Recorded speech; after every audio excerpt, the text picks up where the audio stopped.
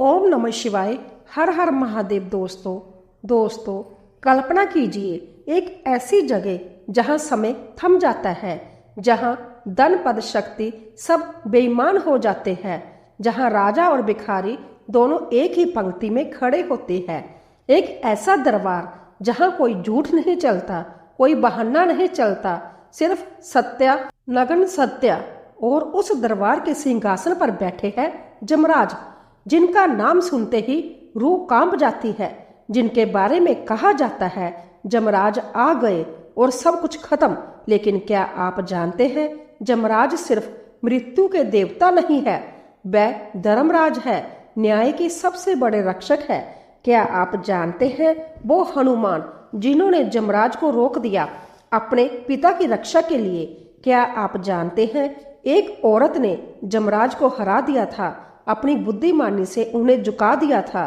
क्या आप जानते हैं जमराज के पास एक ऐसा दर्पण है जिसमें आपके पूरे जीवन की हर घटना, हर शब्द, हर विचार सब दिखाई देता है। आज की इस यात्रा में हम खोलेंगे जमराज के उस संसार को जहां हर आत्मा को एक दिन जाना ही है। वो कहानियां जो आपकी रूह को छू जाएगी, वो सच्चाइयां जो आपकी जिंदगी बदल देगी, और वो रहस्य जो आपने कभी नहीं सुने। तो बने रहिए हमारे साथ, क्योंकि यह सिर्फ एक कहानी नहीं, यह वह सत्य है जिससे कोई नहीं बच सकता, लेकिन जिसे समझ लिया तो डर खत्म हो जाता है। दोस्तों, सबसे पहले बात करते हैं जमराज है कौन। लोग कहते हैं मृत्यु के देवता, मगर यह सिर्फ आधा सच है। जमराज का पूरा नाम है धर्मराज जम। धर्म और राज दोनों शब्द ध्यान से सुनिए। धर्म का राजा, न्याय का शासक। वह सूर्यदेव और संज्ञा के पुत्र है। उनकी एक जुड़वा बहन है जमुना। हाँ, वही जमुना नदी जिसमें आप स्नान करते हैं। जम और जमुना का रिश्ता इतना पवित्र था कि आज भी भाई दूज के दिन जमुना में स्नान करने से जमराज प्रसन्न होते हैं। कहते हैं इस दिन जमराज अपनी बहन से मिलने आते हैं। लेकिन एक साधारण देव पुत्र मृत्यु का देवता कैसे बन गया? अब बात करते हैं जमराज के असली रूप की। पुराणों में जमराज का वर्णन इस प्रकार है।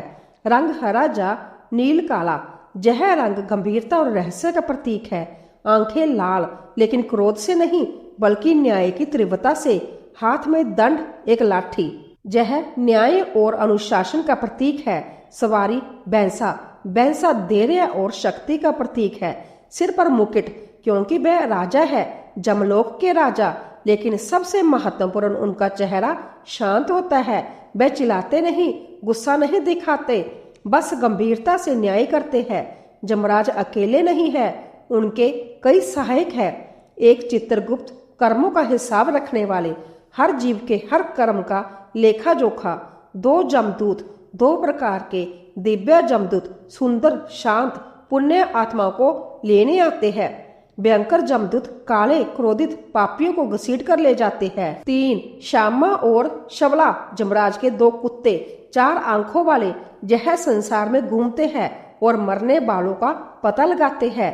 4 न्याय दर्पण, एक दिव्य दर्पण जिसमें आत्मा का पूरा जीवन दिखाई देता है, हर अच्छा बुरा काम। सुनिए यह अवधूत कथा। जब सृष्टि नई नई बनी थी तब मृत्यु नहीं होती थी, कोई नहीं मरता था, सब अमर थे। लेकिन एक समस्या थी, अगर कोई मरेगा नहीं तो नया जन्म कैसे होगा? अगर पुरानी पत्तियां नहीं जड़ेगी तो नई कोपे कैसे आएंगी? ब्रह्मा जी ने सोचा मृत्यु जरूरी है, लेकिन पहली मृत्यु कौन स्वीकार करेगा? तब जम ने कदम आगे बढ़ाया। उन्होंने कहा, मैं पहली मृत्यु स्वीकार करता हूँ। मैं मृत्यु लोक जाऊंगा, मैं अपनी देह त्यागूंगा ताकि जीवन मृत्यु का चक्कर शुरू हो सके। सोचिए कितना बड़ा त्याग, कितनी बड़ी हिम्मत। जम धरती पर आए और उन्होंने पहली बार मृत्यु का अनुभव किया, इसीलिए उन्हें जम कहते हैं। जम का मतलब होता है संयम। जिसने अपने प्राणों पर संयम किया, जिसने मृत्यु को स्वीकार किया। ब्रह्मा जी इतने प्रसन्न हुए कि उन्होंने जम को जमलोक का राजा बना दिया और उन्हें जिम्मेदारी दी हर प्राणी के कर्मों का हिसाब रखने की, न्याय करने की। जमराज बन गए धर्मराज। जमराज को धर्मराज क्यों कहते हैं? क्योंकि वह सिर्फ मारते नहीं, वह न्याय करते हैं। उनके दरबार में कोई भेदभाव नहीं, अमीर गरीब, राजा रंक ब्राह्मण शूद्र सब बराबर। आपने जीवन में क्या किया यही मायने रखता है। आपके पास कितना धन था, कितनी शक्ति थी, इससे कोई फर्क नहीं पड़ता। जमराज कठोर है लेकिन क्रूर नहीं, वह निष्पक्ष है लेकिन निर्दयी नहीं। उनका काम है धर्म की रक्षा, और धर्म का मतलब सत्य, न्याय, कर्तव्य। इसीलिए महाभारत में युधिष्ठिर को भी धर्मराज कहा गया, क्योंकि युधिष्ठिर असल में जमराज के ही अवतार थे। पर यह कहानी हम आगे सुनेंगे। अब बात करते हैं जमलोक की, वो जगह जहां हर आत्मा को जाना पड़ता है। पुराणों के अनुसार जमलोक दक्षिण दिशा में स्थित है, इसीलिए दक्षिण को जम की दिशा कहा जाता है। इसीलिए कई लोग दक्षिण दिशा में सिर करके नहीं सोते। जमलोक की राजधानी का नाम है संयमनी नगरी, जहां एक विशाल दरबार है, सोने के खंभे, चांदी के दरवाजे, लेकिन एक अजीब शांति, एक गंभीर वातावरण। दरबार के बीच में सिंहासन पर बैठे हैं जमराज, हाथ में दंड, आंखें लाल लेकिन शांत, चेहरे पर कोई क्रोध नहीं, बस गंभीरता। उनके बाएं बैठे हैं चित्रगुप्त, कागज और कलम लिए, हर आत्मा के कर्मों का हिसाब लिखते हुए। और चारों ओर खड़े हैं जमदूत, कुछ सुंदर, कुछ भयानक, कुछ शांत, कुछ क्रोधित। चित्रगुप्त की कहानी बड़ी रोचक है। चित्रगुप्त का मतलब होता है छुपी हुई तस्वीर, जो सब देखता है लेकिन दिखाई नहीं देता। चित्रगुप्त के पास एक विशाल पुस्तक है अगर संदानी। इस पुस्तक में हर जीव के हर कर्म का हिसाब लिखा होता है। आपने कब कहा, क्या किया, किससे क्या बोला, किसके बारे में क्या सोचा, हर छोटी बड़ी बात सब लिखा है। जब आत्मा जमलोक पहुंचती है तो चित्रगुप्त पुस्तक खोलते हैं और पढ़ना शुरू करते हैं। आत्मा सुनती रहती है, कभी शर्म से सिर झुक जाता है, कभी गर्व से सीना तन जाता है। फिर जमराज निर्णय देते हैं, स्वर्ग या नर्क। अब सुनिए हिंदू पुराणों की सबसे सुंदर प्रेम कहानी, एक ऐसी कहानी जिसमें प्रेम ने मृत्यु को हरा दिया। बहुत समय पहले एक राजकुमारी थी सावित्री, सुंदर, बुद्धिमान, साहसी। जब सावित्री विवाह योग्य हुई तो राजा ने कहा, बेटी तुम खुद अपना वर चुनो। सावित्री घूमने निकली, कई राजकुमारों से मिली, कई धनवानों से मिली, लेकिन किसी में दिल नहीं लगा। एक दिन वह जंगल से गुजर रही थी, तभी उन्हें एक युवक दिखा, लकड़ियां काट रहा था, सीधा साधा लेकिन चेहरे पर एक अजीब तेज। सावित्री ने पूछा, तुम कौन हो? युवक ने कहा, मेरा नाम सत्यवान है, मैं एक अंधे राजा का पुत्र हूँ, हमारा राज्य छीन गया, अब हम जंगल में रहते हैं। सावित्री के मन में कुछ हुआ, उन्होंने सोचा यही है, यही मेरा पति होगा। सावित्री घर लौटी, पिता से कहा, मैंने अपना वर चुन लिया, सत्यवान। उसी समय नारद मुनि वहां आए, उन्होंने सावित्री की बात सुनी, उनका चेहरा गंभीर हो गया। नारद बोले, सावित्री तुम्हें पता है तुमने क्या चुना? सत्यवान निसंदेह अच्छा युवक है, लेकिन उसकी किस्मत में एक बड़ा अभिशाप है। आज से ठीक 1 साल बाद सत्यवान की मृत्यु हो जाएगी। जमराज खुद उसकी आत्मा लेने आएंगे। राजा घबरा गए, बोले, बेटी यह विवाह नहीं हो सकता, तुम विधवा हो जाओगी। लेकिन सावित्री ने दृढ़ता से कहा, मैं अपना निर्णय बदल नहीं सकती, मैं केवल एक बार प्रेम करती हूँ, चाहे 1 साल के लिए हो या पूरी जिंदगी के लिए। सत्यवान मेरा पति है। राजा को सावित्री की जिद के आगे झुकना पड़ा। विवाह हो गया। सावित्री ने एक एक दिन गिना, हर पल सत्यवान के साथ बिताया, लेकिन वह कभी रोई नहीं, कभी डरी नहीं। उन्होंने मन में ठान लिया, मैं जमराज से लड़ूंगी। आखिरी दिन आया, सत्यवान सुबह जंगल जाने की तैयारी करने लगे। सावित्री ने कहा, मैं भी चलूंगी। सत्यवान बोले, जंगल में काम है, तुम क्यों तकलीफ करोगी? सावित्री ने जिद में, मैं आज तुम्हारे साथ रहूंगी पूरे दिन। दोनों जंगल गए। सत्यवान लकड़ियां काटने लगे, सावित्री पास बैठी रही, चुपचाप हर पल का इंतजार करते हुए। दोपहर हो गई। सत्यवान ने कहा, मुझे थोड़ा सिर दर्द हो रहा है, मैं थोड़ा आराम कर लेता हूँ। सावित्री ने कहा, मेरी गोद में सिर रख लो। सत्यवान सावित्री की गोद में सो गए। सावित्री बैठी रही, धड़कनें तेज, आंखें सजग। अचानक जंगल का वातावरण बदल गया, हवा ठंडी हो गई, पत्ते सरसराने लगे, पक्षी चुप हो गए और सामने से आते दिखे जमराज। काले रंग का शरीर, लाल आंखें, हाथ में दंड, सिर पर मुकुट, भैंसे पर सवार सावित्री ने पहली बार मृत्यु को देखा, लेकिन वह नहीं डरी। यमराज ने कहा, सावित्री तुम मुझे देख सकती हो। यह संभव नहीं, जीवित प्राणी यमराज को नहीं देख सकते। सावित्री बोली, प्रेम सब कुछ देख सकता है, मृत्यु भी। यमराज ने सत्यवान की आत्मा निकाली, एक छोटे से रूप में रस्सी से बांधा और दक्षिण दिशा की ओर चल पड़े। सावित्री भी उठी और उनके पीछे चल पड़ी। यमराज चलते रहे, सावित्री भी पीछे पीछे चलती रही। थोड़ी दूर जाने के बाद यमराज ने पीछे मुड़कर देखा, सावित्री अभी भी आ रही थी। यमराज बोले, सावित्री लौट जाओ, यह जीवितों का मार्ग नहीं है, यह मृत्यु का मार्ग है। सावित्री ने कहा, जहाँ मेरा पति है वही मेरा मार्ग है, मैं उन्हें अकेला नहीं छोड़ सकती। यमराज बोले, लेकिन तुम जीवित हो, तुम्हारा समय अभी नहीं आया। सावित्री ने कहा, समय का क्या, जो पति के बिना जिए वो जीवित नहीं, मृत ही है। यमराज को सावित्री की बात अच्छी लगी। उन्होंने कहा, तुम्हारी भक्ति देखकर मैं प्रसन्न हूँ, मांगो एक वरदान, लेकिन अपने पति का जीवन मत मांगना। सावित्री ने कहा, मेरे सास ससुर अंधे हैं, उन्हें आंखें दे दीजिए और उनका खोया हुआ राज्य वापिस दिला दीजिए। यमराज ने कहा, तथास्तु, अब लौट जाओ। लेकिन सावित्री नहीं लौटी, वह फिर भी पीछे चलती रही। यमराज फिर रुके, बोले, सावित्री तुम अभी भी आ रही हो, मैंने तुम्हें वरदान दे दिया, अब लौट जाओ। सावित्री बोली, प्रभु जो आपके पीछे चलता है उसे ज्ञान मिलता है, मैं आपसे धर्म की बातें सुन रही हूँ, मैं क्यों लौटूं? यमराज मुस्कुराए, उन्हें सावित्री की बुद्धि माननी और समर्पण पसंद आया। यमराज बोले, ठीक है, एक और वरदान मांगो, लेकिन अपने पति का जीवन मत मांगना। सावित्री ने कहा, मेरे पिता निसंतान है, उन्हें 100 पुत्र दीजिए। यमराज ने कहा, तथास्तु, अब लौट जाओ।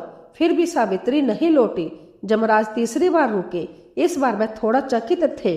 बोले, सावित्री तुम्हारा धैर्य और भक्ति अवैधुत है, आखिरी बार पूछता हूँ, एक और वरदान मांगो। सावित्री ने बीच में ही कहा, मुझे 100 पुत्रों का आशीर्वाद दीजिए। यमराज ने बिना सोचे कहा, तथास्तु। अगले ही पल यमराज रुक गए, उन्हें एहसास हो गया वह फंस गए। सावित्री बोली, प्रभु मैं पतिव्रता स्त्री हूँ, मेरे 100 पुत्र तभी हो सकते हैं जब मेरा पति जीवित हो। आपने मुझे 100 पुत्रों का वरदान दिया, इसका मतलब आपको मेरे पति को जीवित करना ही होगा। यमराज स्तंभ रह गए, वह समझ गए सावित्री ने अपनी बुद्धिमानी से उन्हें मात दे दी। यमराज हंसे, धीरे से हंसे। उन्होंने कहा, सावित्री तुमने मुझे हराया, तुम्हारे प्रेम, तुम्हारी बुद्धि और तुम्हारे साहस के आगे मैं झुकता हूँ।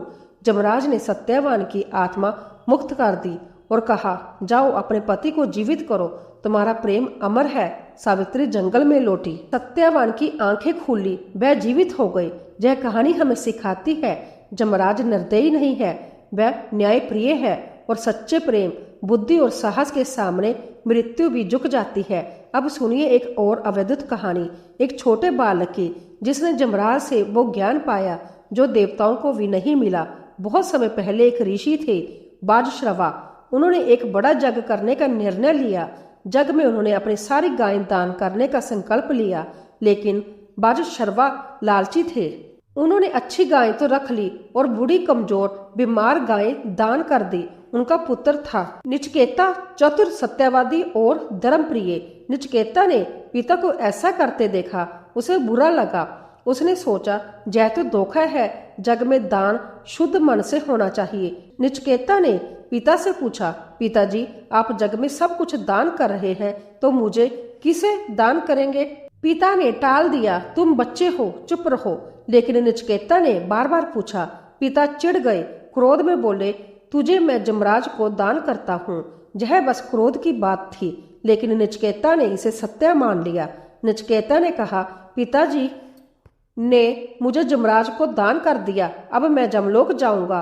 पिता घबराए, नहीं बेटा, मैंने क्रोध में कह दिया, तुम मत जाओ। लेकिन नचिकेता ने कहा, पिता का वचन झूठा नहीं हो सकता, मुझे जाना होगा। और वो छोटा सा बालक बिना डरे जमलोक की ओर चल पड़ा। नचिकेता जमलोक पहुंचा, लेकिन यमराज घर पर नहीं थे, वह किसी काम से गए हुए थे। नचिकेता दरवाजे पर बैठ गया, इंतजार करने लगा। 1 दिन बीता, 2 दिन बीते, 3 दिन बीत गए। 3 दिन बिना खाए बिना पिए बस शांति से बैठा रहा। तीसरे दिन जमराज लौटे। जब उन्हें पता चला कि एक अतिथि 3 दिन से बिना स्वागत के बैठा है, वह बहुत दुखी हुए।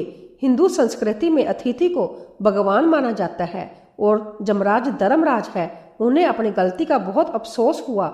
जमराज ने नचिकेता से कहा, बेटा तुम 3 दिन तक मेरे घर भूखे प्यासे रहे, यह मेरे लिए बहुत बड़ा अपराध है। इस अपराध के प्रायश्चित के लिए तुम मुझसे 3 वरदान मांग सकते हो। नचिकेता ने पहला वरदान मांगा, मेरे पिता का क्रोध शांत हो जाए, वह मुझसे प्रेम करे। जमराज ने कहा, तथास्तु। दूसरा वरदान, मुझे वो अग्नि विद्या सिखाइए जिससे स्वर्ग जाया जा सके। जमराज ने वो विद्या सिखाई। आज उसे नचिकेत अग्नि कहते हैं। अब आया तीसरा वरदान। नचिकेता ने पूछा, हे जमराज, मेरा तीसरा प्रश्न ये है, मृत्यु के बाद क्या होता है? क्या आत्मा रहती है या नष्ट हो जाती है? मृत्यु क्या है? जमराज चौंक गए। यह प्रश्न इतना गहरा था कि देवता भी इसका उत्तर नहीं जानते थे। जमराज ने कहा, बेटा यह प्रश्न बहुत कठिन है, कुछ और मांगो। मैं तुम्हें धन दूंगा, राज्य दूंगा, लंबी आयु दूंगा, जो चाहो मांगो। लेकिन नचिकेता नहीं माना। उसने कहा, धन आज है, कल नहीं। राज्य आज है, कल किसी और का। लंबी आयु भी एक दिन खत्म होगी। लेकिन ज्ञान अमर है। मुझे ज्ञान चाहिए, मृत्यु का रहस्य चाहिए। जमराज बहुत प्रसन्न हुए। उन्होंने कहा, तुम धन्य हो नचिकेता, तुम्हारी उम्र कम है लेकिन समझ बहुत गहरी है। फिर जमराज ने नचिकेता को वो ज्ञान दिया जो आज कठोर उपनिषद में लिखा है। जमराज ने कहा, शरीर नश्वर है लेकिन आत्मा अमर है। आत्मा ना जन्मती है ना मरती है, वो सदा रहती है। जैसे पुराने कपड़े उतारकर नए कपड़े पहने जाते हैं, वैसे ही आत्मा पुराने शरीर को छोड़कर नए शरीर में जाती है। मृत्यु अंत नहीं है, यह तो एक यात्रा है, एक पड़ाव से दूसरे पड़ाव तक। जो यह समझ जाता है वो मृत्यु से नहीं डरता, क्योंकि उसे पता है मैं आत्मा हूँ, शरीर नहीं। नचिकेता ने पूरा ज्ञान सुना, समझा और धन्य हो गया। जब वह वापस धरती पर आया तो वह एक साधारण बालक नहीं रहा, वो एक ज्ञानी बन गया। यह कहानी हमें सिखाती है, जमराज केवल मृत्यु के देवता नहीं, वह ज्ञान के भंडार है और जो सच्ची जिज्ञासा से पूछता है उसे ज्ञान जरूर मिलता है। अब सुनिए वो अवधूत कथा। जब मृत्यु के देवता जमराज को एक भक्त के सामने रुकना पड़ा, जब जमराज की शक्ति भी एक पुत्र के प्रेम के आगे असहाय हो गई। यह कहानी है पवन पुत्र हनुमान और धर्मराज जमराज की। बहुत समय पहले की बात है। हनुमान जी के पिता वानर राज केसरी वृद्ध हो चुके थे। उनकी आयु का अंतिम समय निकट आ रहा था। प्रकृति का नियम है, जो जन्मा है उसे मरना है, चाहे वो मनुष्य हो, देवता हो या वानर। केसरी की आयु सीमा पूरी होने वाली थी और जब किसी की आयु पूरी होती है तो जमदूत आते हैं। एक दिन केसरी अपने महल में विश्राम कर रहे थे। अचानक वातावरण बदल गया, हवा ठंडी हो गई, एक अजीब सी खामोशी छा गई। केसरी के पास एक छाया प्रकट हुई, काले वस्त्र, रहस्यमय रूप, हाथ में बाँस। ये थे जमदूत।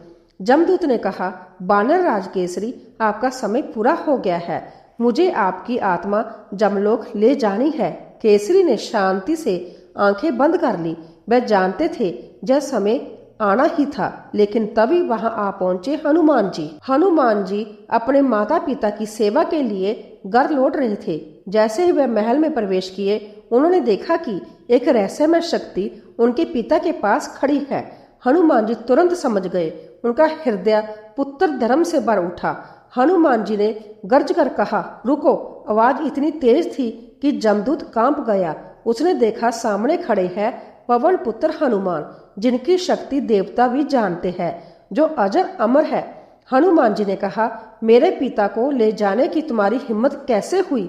जमदूत घबरा गया, बोला, हे पवनसूत, मैं केवल अपना कर्तव्य निभा रहा हूँ। आपके पिता की आयु पूरी हो चुकी है। हनुमान जी ने दृढ़ता से कहा, जब तक मैं जीवित हूँ मेरे पिता को कोई नहीं छू सकता। यदि आवश्यकता पड़ी तो मैं संभव जमलोक जाऊंगा। यह कहकर हनुमान जी ने जमदूत का मार्ग रोक दिया। जमदूत असहाय हो गया। वो खाली हाथ जमलोक लौट गया। जब जमदूत ने पूरी घटना जमराज को सुनाई तो जमराज चिंतित हो गए। जमराज जानते थे हनुमान साधारण बानर नहीं है, उन्हें ब्रह्मा, इंद्र, सूर्य, बाजू और शिव के वरदान प्राप्त है। वह अमर है, अजय है, लेकिन जमराज धर्म के रक्षक है। सृष्टि का नियम है, जो आया है उसे जाना भी है। यदि यह नियम टूटा तो संसार का संतुलन बिगड़ जाएगा। जमराज ने निर्णय लिया, मुझे संभ्य जाना होगा। जमराज अपने बैंसे पर सवार होकर निकल पड़े, हाथ में दंड, कमर में पाश, आंखों में दृढ़ संकल्प। वे केसरी के महल पहुंचे, लेकिन वहां द्वार पर खड़े थे हनुमान जी, शांत लेकिन दृढ़। जमराज ने विनम्रता से कहा, हे अंजनी पुत्र, मैं आपके पिता की आयु सीमा पूरी होने के कारण आया हूँ। यह प्रकृति का नियम है। हनुमान जी ने शांत लेकिन दृढ़ स्वर में कहा, हे धर्मराज, मैं आपके धर्म का विरोध नहीं कर रहा, लेकिन माता पिता की रक्षा भी मेरा धर्म है, और जब तक मैं हूँ मेरे पिता को कोई नहीं ले जा सकता। जमराज ने समझाने का प्रयास किया, पवन पुत्र, हर जीव को मरना है, यह सृष्टि का अटल नियम है, देवता भी इससे नहीं बच सकते। हनुमान जी ने कहा, नियम को मैं जानता हूँ, लेकिन यदि नियम और पुत्र धर्म में से चुनना हो तो मैं अपने पिता को चुनूंगा। आप मुझे दंड दे सकते हैं, लेकिन पिता को नहीं ले जा सकते। जमराज प्रभावित हुए, उन्होंने हनुमान की भक्ति देखी, पिता के प्रति प्रेम देखा, समर्पण देखा। जमराज को ध्यान आया, हनुमान तो श्री राम के भक्त है, राम के भक्त से युद्ध करना राम की इच्छा के विरुद्ध जाना होगा, और हनुमान ने जो पुत्र धर्म दिखाया है वो पूरे संसार के लिए एक आदर्श है। जमराज ने मन में सोचा, यदि मैं केसरी को ले गया, संसार यह सीखेगा कि नियम पुत्र धर्म से बड़ा है, लेकिन यदि मैं हनुमान की भक्ति के सामने झुका है तो संसार सीखेगा सच्ची भक्ति और माता पिता का प्रेम सबसे बड़ा धर्म है। जमराज ने धीरे से मुस्कुराते हुए कहा, हे पवन पुत्र, आपकी भक्ति अतुलनीय है। मैं आपके पिता केसरी के प्राण नहीं लूंगा, उन्हें अपना शेष जीवन शांति से जीने दीजिए, और जब उनका समय आएगा तब मैं संभ्य नहीं आऊंगा, केवल दिव्य जमदूत भेजूंगा जो उन्हें सम्मान के साथ ले जाएंगे। हनुमान जी ने हाथ जोड़े और जमराज को प्रणाम किया। जमराज ने कहा, हनुमान, आज आपने मुझे सिखाया कि धर्म केवल नियमों में नहीं, भावनाओं में भी होता है। आपने सिद्ध कर दिया, सच्ची भक्ति के सामने मृत्यु भी रुक जाती है। और जमराज वापस लौट गए। तो दोस्तों, ये थी जमराज की वो अवैध कहानी, वो धर्मराज जो न्याय के प्रतीक है, वो सावित्री जिसमें प्रेम ने से जमराज को हराया, वो नचिकेता जिसने मृत्यु का रहस्य जाना, और वो हनुमान जिन्होंने जमराज को रोक दिया अपने पिता की रक्षा के लिए। जमराज हमें सिखाते हैं, डरो मत, बस ईमानदार रहो, जियो भरपूर लेकिन मृत्यु को याद रखो, कर्म करो लेकिन पुण्य कर्म करो, क्योंकि अंत में चाहे राजा हो जा रंक, अमीर हो जा गरीब, जमराज के सामने सभी बराबर है।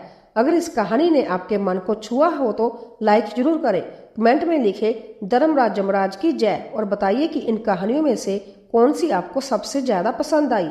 चैनल को सब्सक्राइब करें और घंटी का बटन दबाएं, क्योंकि हम जल्दी ही लाएंगे चित्रगुप्त की कहानी, जमलोक के 28 नरकों का रहस्य, और मार्कंडेय की वो कहानी जब शिव ने जमराज को हराया। अगले वीडियो में मिलेंगे एक और रहस्यमय यात्रा के साथ। तब तक के लिए ईमानदारी से जिए, अच्छे कर्म करें, और याद रखें, जमराज देख रहे हैं, चित्रगुप्त लिख रहे हैं। धन्यवाद। जय धर्मराज, जय श्री कृष्ण।